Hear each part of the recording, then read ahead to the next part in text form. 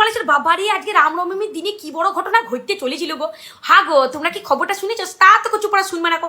আরে আমাদের মুখ্যমন্ত্রীকে গো আকাশেতে আজকে 1.5 ঘন্টা ধরে বনবন বনবন করে ঘুরি ছেড়ে দিয়েছে কচুপাড়া লাউ ঠেলা। বুঝছো এবার কে করেছে, কে আবার করতে পারে? বিজেপি ছাড়া কে করতে পারে? ইমন আবহাওয়া তোমরা কি অন্য কোনো সময় এই মাসে দেখেছো? শুধুমাত্র বিজেপি করেছে। কেন? কারণ এই যে রামনবমী এত জয় শ্রীরাম করেছে না, স্বয়ং রাম দেবতা আমাদের বিষ্ণু মাতাকে ঘুরিয়ে ছেড়ে দিল। এটা কিন্তু ঠিক হলো না। শুনেন রাম দেবতা, আপনি আসেন, আমাদের কোনো সমস্যা নাই, কিন্তু আপনি আমাদের বিষ্ণু মাতাকে ঘুরিয়ে ছেড়ে দেবেন গো, ঘুরিয়ে ছেড়ে দেবেন। তা বিজেপির সকলে ভয় পেয়ে গেছে, এটা আমরা বুঝে গেছি। দেখছি তো আগেরবারে পা ভাঙা লিয়েও তো ভোটে একবারে লড়েছিল ভালোই, তা এইবারে ভেবেছিল কুমায় পাঠিয়ে দেবে। আরে যেইখানে পাঠান কোনো অসুবিধা নাই কো। এটা যে বিজেপি ঘটনাটা ঘটিয়েছে না, শুধু আমি নয়, দিদি এবার মুখ খুলবে বলে দেখেন। কেন দিদি যদি মাইক একবার হাতে পেয়েছে বলবি যে আজকে এই যে 1.5 ঘন্টা উনাকে যে ঘুরানো হয়েছে না আকাশেতে, তাই এইটা পুরো বিজেপি ঘুরেছে। এটা আমি একা বলছি না কো। তা যাই করেন আর নাই করেন, দিদিকে যতই ঘুরান কিছুই হবে না কো।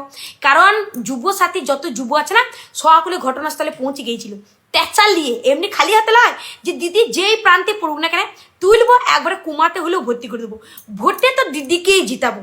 শোনো একটা কথা আছে জানা তো, যে যতই নাড়ো কলকাটি জিতবে আবার হাওয়াই চটি, বুঝলে তো?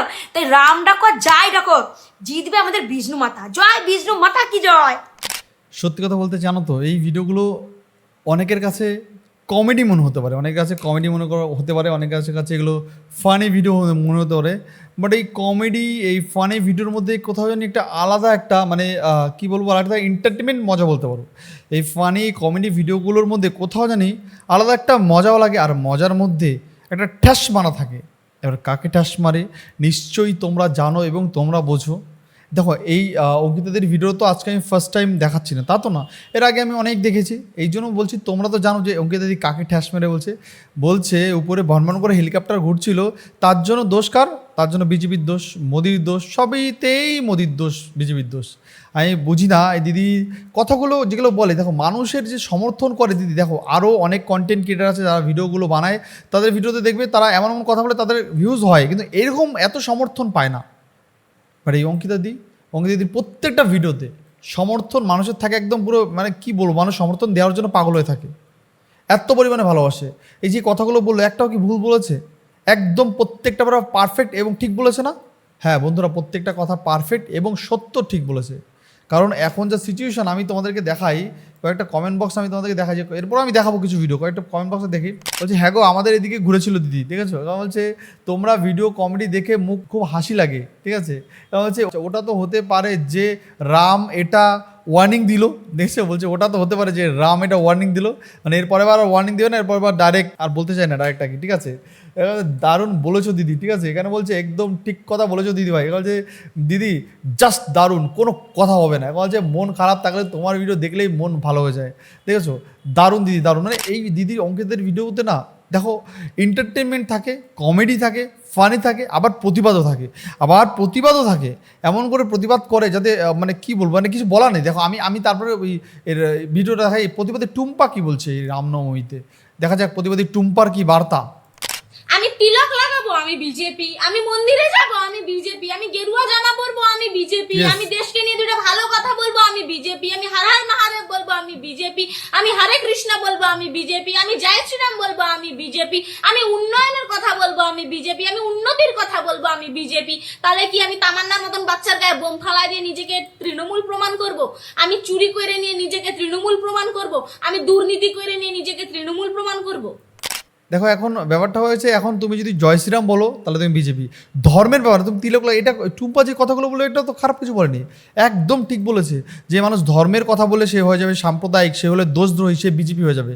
যদি তিলক লাগায় তাও বিজেপি, যদি মালা পরে তাও বিজেপি, পুজো করলে বিজেপি, সবেতেই বুঝবি। শুধু টুপি পরলে আর মনে করো যদি চুরি চামারি করে তাহলেই তারা আর বিজেপি হবে না, তারা দেশভক্ত হয়ে যাবে তখন তারা দেশভক্ত। শুধু টুপি পরতে হবে, আবার চুরি করতে হবে, চামারি করতে হবে, মানে মারদাঙ্গা করতে হবে, এই যে তামান্নার মতন অভয়ের মতন কেস করতে হবে, তাহলেই তুমি ভালো, good boy, this good boy. আমি সেটা ভাবি যে বাংলার মানুষ বোঝে, বাংলার মানুষ সব বোঝে। এই প্রতিবাদী টুম্পাকে এদিকে অনেকে ফুসফাস, অনেকে ভিডিও বানায় মানে ওকে নিন্দাবন্ধ করার জন্য। সেই কমেন্ট বক্সে দেখি পাবলিক যারা ভিডিও বানায় তাকে পাবলিক উল্টা বকে দেয়। মানে প্রতিবাদী টুম্পাকে নিয়ে যারা ভিডিও, যাদের প্রতিবাদী টুম্পার ভিডিওগুলো যাদের আবার শুনলে গায়ে ফুসকা পড়ে যায়, যার গায়ে কাটা বেঁধে যায়, তারা টুম্পাকে নিয়ে যখন ভিডিও বানায় তখন সেই পাবলিক তাদের আবার পিছনে কাটা ভরে দেয়, মানে বুঝতে পারছো এইরকম চলছে।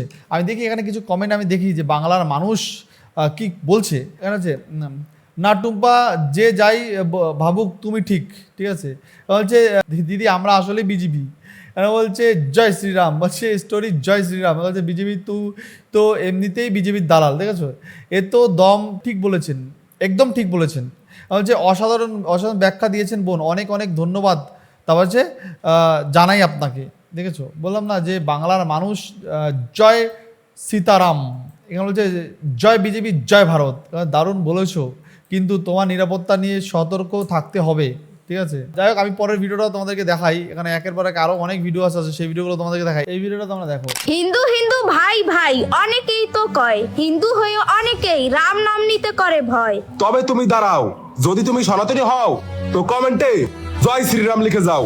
জয় শ্রীরাম। অবশ্যই এরা এই কন্টেন্ট ক্রিয়েটার যাদের তোমরা দেখলে এদের বাড়ি হলো বাংলাদেশ, এরা কিন্তু ওয়েস্ট বেঙ্গলের নয়, এরা বাংলাদেশি, বাট বাংলাদেশে কিন্তু হিন্দু ধর্মের প্রচার করে, এরা হিন্দু ধর্মের প্রচার করার চেষ্টা করে, সবসময় চেষ্টা করে হিন্দুতে এক রাখার চেষ্টা করে, হিন্দুতে ঐক্যবার রাখার চেষ্টা করে। তা আমার মনে হয় যে এই ভিডিওতে যদি তুমিও একমত হও অবশ্যই ভিডিওর কমেন্ট বক্সে লিখে যাও জয় শ্রীরাম।